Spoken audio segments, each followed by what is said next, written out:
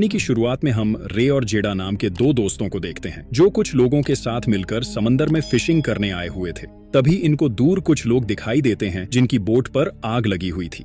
जेडा और रे के साथ इनका दोस्त शो भी था जो इस इलाके का सुपरवाइजर है। शो जल्दी से उनके पास जाता है तो उसे पता चलता है कि ये लोग आतिशबाजी का सामान चला रहे थे, इसीलिए इनकी बोट में आग लग गई। शो जल्दी से जाकर आग बुझाता है और उनसे वो सारा सामान ले लेता है और वापस आकर ये लोग दोबारा से फिशिंग करने लग जाते हैं। थोड़ी ही देर बाद इनकी स्टिक के साथ एक डेड बॉडी आकर फंस जाती है। ये लोग काफी परेशान हो जाते हैं लेकिन किसी तरह बॉडी को अपनी बोट में ले आते हैं। तब जेडा अपने अंडर वाटर ड्रोन कैमरा से जब पानी में देखती है तो उसे अजीब सी एक नीली रोशनी दिखाई देती है। हैरानी की बात यह थी कि रोशनी आहिस्ता आहिस्ता पानी के ऊपर भी फैल रही थी। तब शो जल्दी से अथॉरिटी को इन्फॉर्म करने के लिए चला जाता है। जेडा जब डेड बॉडी के पास जाती है तो वहां बॉडी नहीं थी। अचानक पीछे से वो डेड बॉडी उठ खड़ी हो जाती है और जेडा पर हमला कर देती है। वो जेडा की गर्दन को चीर फाड़ देती है। तभी पीछे से रे आ जाता है और उसे जेडा से पीछे हटाता है। असल में ये एक ज़ॉम्बी था जो ऐसा लग रहा था कि ये काफी टाइम से पानी में ही रहा होगा। ज़ॉम्बी अब रे पर भी हमला करने के लिए उसकी तरफ बढ़ता है। तब रे बहुत ज्यादा डर जाता है लेकिन पीछे से शो आकर ज़ॉम्बी पर चाकू से वार करता है। शो को लगता है कि शायद ज़ॉम्बी मर चुका होगा, इसीलिए ये दोनों जेडा की मदद करने के लिए चले जाते हैं। लेकिन वो ज़ॉम्बी मरा नहीं था और पीछे से आकर दोबारा इन पर हमला करने की कोशिश करता है। तब ये दोनों मिलकर ज़ॉम्बी को पानी में गिरा देते हैं। अब सीन कट होता है और हम शो की वाइफ जूली को देखते हैं।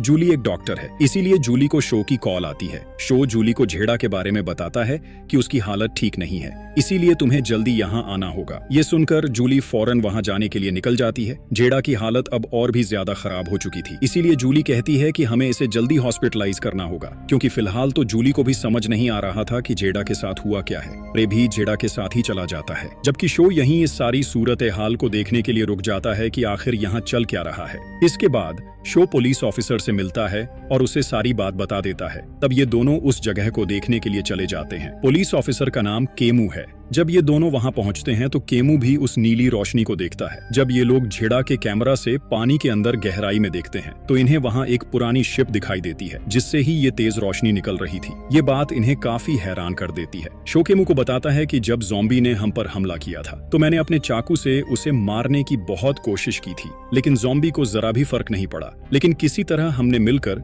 उसे दोबारा पानी में ही फेंक दिया। लेकिन केमू को शो की बातों पर यकीन ही नहीं होता। अभी ये दोनों बातें कर ही रहे थे तभी बोट की चारों तरफ बहुत सारे ज़ॉम्बी आ जाते हैं जो इनकी बोट पर आने की कोशिश कर रहे थे। तब ये देखकर केमू को भी अब शो की बातों पर यकीन हो जाता है। इधर बीच पर बहुत से लोग थे जो देखते हैं कि समंदर का पानी बहुत तेजी से पीछे जा रहा है। ये देखकर लोग डर जाते हैं और वहां से भागने लगते हैं। इधर हम समंदर में देखते हैं जहां अब बहुत सारे ज़ॉम्बीज आ चुके थे जो इनकी बोट का पीछा कर रहे थे। तभी पानी में बहुत ऊंची सुनामी की एक लहर उठती है। शो की बेटी सैम और उसके सभी दोस्त ये नजारा दूर से देख रहे थे। सुनामी वेव कोई आम वेव नहीं थी, क्योंकि उसमें लाखों की तादाद में ज़ॉम्बीज थे जो पानी के साथ अब जमीन पर भी आ रहे थे। अचानक वेव बीच तक आ जाती है और वहां के पूरे इलाके में तबाही मच जाती है। शो और केमू किसी तरह अपनी जान बचाकर बीच तक आ चुके थे, लेकिन उनकी चारों तरफ बहुत सारे ज़ॉम्बीज थे।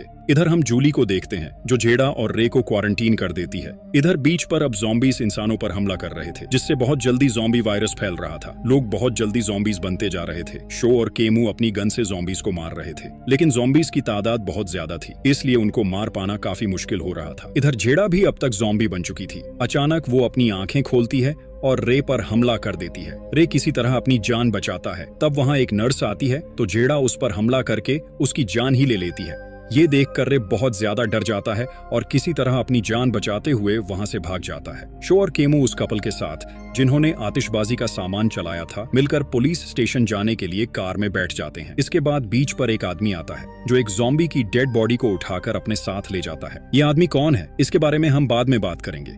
इधर हॉस्पिटल में जेडा अब और भी ज्यादा खतरनाक हो चुकी थी और बाहर आकर जूली पर भी हमला करने की कोशिश करती है। जूली जेडा से डरते हुए वहां से भाग रही थी। तभी रे जूली को पकड़कर अपने साथ एक रूम में बंद कर लेता है। अब तक शो, केमू और वो कपल भी पुलिस स्टेशन पहुंच चुके थे, लेकिन अब तक वहां भी बहुत सारे ज़ॉम्बी आ चुके थे। तब कपल में प्लान नाम का लड़का अपनी जान बचाने के लिए अपनी गर्लफ्रेंड को ज़ॉम्बीज के बीच धकेल देता है, जिससे वो भी ज़ॉम्बी का शिकार बनकर ज़ॉम्बी बन जाती है। शो और केमू को प्लान पर बहुत गुस्सा आता है, लेकिन प्लान अपनी गन निकालकर इन दोनों को गन पॉइंट पर ले लेता है। तब एक दूसरा ऑफिसर प्लान को रोकने की कोशिश करता है, लेकिन प्लान बिना कुछ सोचे समझे उसे भी शूट कर देता है, लेकिन किसी तरह शो प्लान पर हमला करके उसे बेहोश कर देता है। इसके बाद ये दोनों पानी में डूबी हुई उस शिप के बारे में इंफॉर्मेशन ढूंढने लगते हैं, क्योंकि हो ना हो ये वायरस उसी शिप से ही फैला है। यहाँ हम केमू को देखते हैं। ऐसा लगता है कि केमू इस बारे में कुछ जानता है, लेकिन वो शो को इस बारे में नहीं बताता। इतने में एक ज़ॉम्बी वहाँ की विंडो तोड़कर अंदर आने की कोशिश करता है, तो ये दोनों जल्दी से स्टेशन से कुछ हथियार उठा लेते हैं और बाहर आने की कोशिश करते हैं। ये लोग प्लान को वहीं बंधा हुआ छोड़कर बाहर आ जाते हैं। बाहर आकर इनको पता चलता है कि बाहर तो बहुत सारे ज़ॉम्बीज हैं जिनसे निकल पाना नामुमकिन है। तब शो रास्ता बनाने के लिए एक मिसाइल फायर करता है, जिससे वहाँ काफी बड़ा ब्लास्ट होता है। बहुत सारे ज़ॉम्बीज मारे जाते हैं, लेकिन अभी भी ज़ॉम्बीज कम नहीं हुए थे। एक और मुश्किल वाली बात ये थी कि समंदर से एक और बहुत भारी लहर अब जमीन की तरफ आ रही थी, जिसमें अब और भी बहुत सारे ज़ॉम्बीज जमीन पर आ जाएंगे। तब शो के मुंह से कहता है कि मुझे अपनी बेटी सैम को भी बचाना है। इधर हम सैम को देखते हैं जो अपने बॉयफ्रेंड के साथ एक मॉल में आ चुकी थी, लेकिन इनकी तरफ भी बहुत सारे ज़ॉम्बीज थे,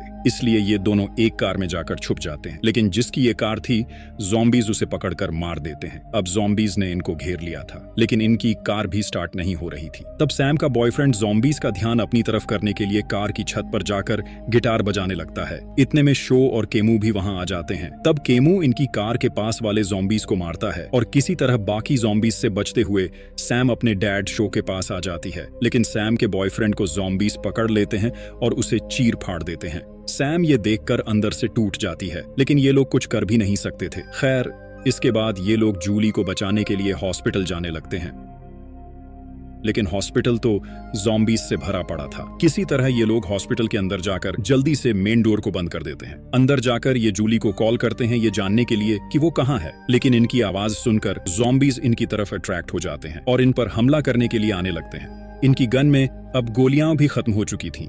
हॉस्पिटल में बहुत तबाही हुई थी, इसीलिए वहां इलेक्ट्रिसिटी की एक खुली वायर पड़ी हुई थी। तब शो वायर उठाकर ज़ॉम्बीज को करंट लगा देता है, जिससे ज़ॉम्बीज मरकर नीचे गिरने लगते हैं। तब शो समझ जाता है कि ज़ॉम्बीज को करंट लगाकर मारा जा सकता है, क्योंकि वैसे तो ज़ॉम्बीज किसी सूरत नहीं मर रहे थे। अब इनकी आवाज सुनकर जूली और रे भी रूम से बाहर आ जाते हैं और अब फाइनली शो को उसकी पूरी फैमिली मिल चुकी थी। इसके बाद ये लोग केमू की बेटी तानी को ढूंढने के लिए वहां से चल जाते हैं। इधर हम तानी को देखते हैं, जिसके पीछे भी ज़ॉम्बीज लगे हुए थे। तानी भागती हुई एक बड़े से घर तक पहुंचती है, जहां का ओनर चेक करने के बाद तानी को अंदर आने की परमिशन दे देता है। इस घर का ओनर वही आदमी था जिसने मूवी की शुरुआत में ज़ॉम्बी को उठाकर घर लाया था। इस आदमी का नाम मार्टी है, जिसने उस ज़ॉम्बी को अभी तक बांधा हुआ था। तानी मार्टी से वॉकी टॉकी लेकर अपने डैड से कांटेक्ट करती है, जो कि शो और उसकी फैमिली के साथ मिलकर उसी को ढूंढ रहे थे।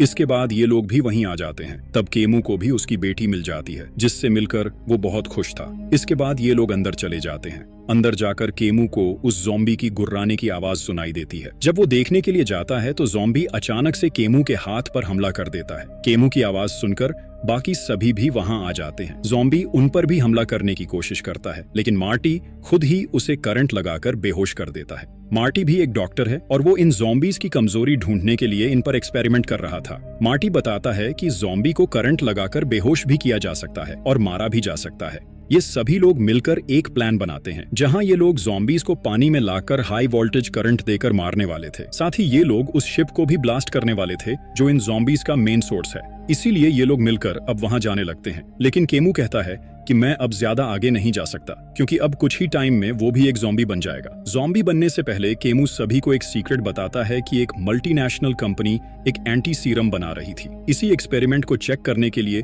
उन्होंने उस शिप पर बहुत सारे लोगों पर एक्सपेरिमेंट्स किए। सीरम सही तरह से तैयार ना होने की वजह से ये सीरम एक इन्फेक्शन बन गया, जिससे इन्फेक्ट होकर अब लोग ज़ॉम्बीज बनते जा रहे हैं। अभी ये लोग बातें कर ही रहे थे, तभी वहां पर भी बहुत सारे ज़ॉम्बीज आने लगते हैं। तब केमू इन सभी को वहां से भेजकर खुद को एक बॉम्ब से ब्लास्ट कर लेता है, जिसमें बहुत सारे ज़ॉम्बीज मारे जाते हैं। इसके बाद ये लोग शिप में आते हैं और 2 टीम्स में बंट जाते हैं, जिसमें मार्टी और तानी को मिलकर उस शिप को ब्लास्ट करना था, जबकि शो, जूली और सैम के साथ मिलकर ज़ॉम्बीज को मारने में लग जाते हैं। ये लोग बीच के पास वाले ग्रेड स्टेशन में जाते हैं, जहां से हाई वोल्टेज की वायर्स के साथ ये लोग बीच के पास वाले एक पूल में करंट छोड़ देते हैं। इनका सिस्टम ठीक से काम भी कर रहा था, लेकिन अब इन्हें ज़ॉम्बीज को पूल तक लाना था। शो तेज म्यूजिक से ज़ॉम्बीज को अपनी तरफ अट्रैक्ट करके अब पूल तक लाने लगता है। इधर हम मार्टी और तानी को देखते हैं। जब ये दोनों शिप में बॉम्ब लगाने जाते हैं तो एक ज़ॉम्बी मार्टी को पकड़ लेता है और उसे मार देता है। इधर शो की गाड़ी का टायर मिट्टी में फंस जाता है और इतने में ही एक ज़ॉम्बी उसके सामने आ जाता है। शो उससे फाइट करने लगता है,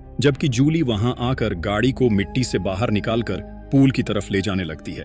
ज़ॉम्बीज भी म्यूजिक को फॉलो करते हुए पूल तक आ जाते हैं। शो किसी तरह ज़ॉम्बी को स्टेप करके उसे पीछे करता है और सैम को जल्दी से स्विच ऑन करने को कहता है। सैम स्विच ऑन करने की कोशिश करती है, लेकिन स्विच में कोई प्रॉब्लम आ चुका था। इधर रे और तानी की बोट भी ज़ॉम्बीज के बीच फंस चुकी थी। रे तानी को वहां से जाने को कहता है, लेकिन तानी रे को छोड़कर वहां से नहीं जाना चाहती थी, लेकिन रे उसे समझाकर वहां से किसी तरह भेज देता है। इधर अब तक वो ज़ॉम्बी दोबारा से उठ गया था, लेकिन इस बार शो ज़ॉम्बी की गर्दन को उसकी बॉडी से अलग कर देता है। इधर सैम भी कोशिश करके स्विच ऑन कर देती है, जिससे पूरे पूल में करंट फैल जाता है, जिससे ज़ॉम्बीज हाई वोल्टेज करंट की वजह से मारे जाते हैं। इधर रे किसी वजनदार चीज के साथ बॉम्ब को पानी में फेंकता है। बॉम्ब नीचे जाता है और शिप के साथ साथ रे भी ब्लास्ट में आकर मारा जाता है। सभी ज़ॉम्बीज अब मारे जा चुके थे और हर तरफ शांति हो चुकी थी। तानी भी स्विम करती हुई बाहर आ जाती है, जिसे जूली और सैम बाहर निकाल लेते हैं और इसी के साथ मूवी यहीं खत्म हो जाती है। आपको मूवी कैसी लगी कमेंट्स में जरूर बताना। अगर आप लोग और भी ज़ॉम्बी मूवीज देखना चाहते हो तो काइंडली हमारे चैनल को